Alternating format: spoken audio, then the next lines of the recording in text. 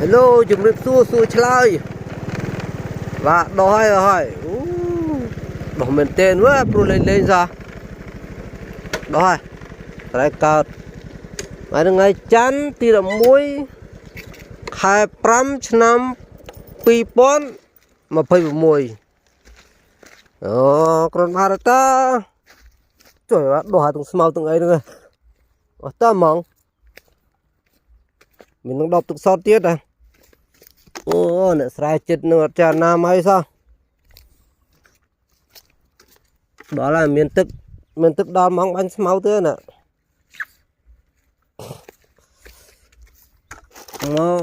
chua mà ra đột đại ở đó nhẹ nhảy trời mà vậy tương nưng mong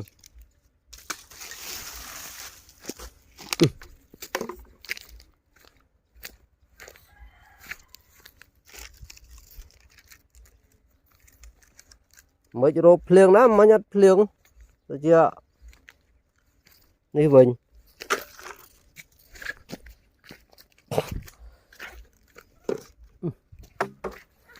đó đòn tan ở đây sau đấy nè lập điện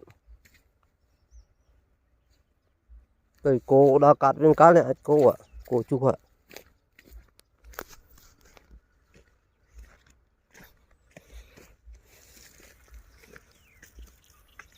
đó đó lòng trúc sẽ mau tên chết đâu cho nó ra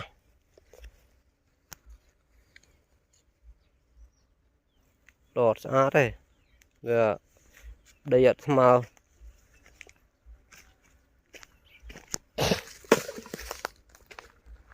muốn mà tận năng à vài bạn buộc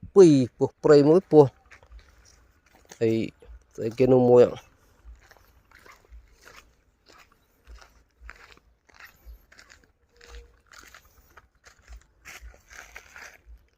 bye bye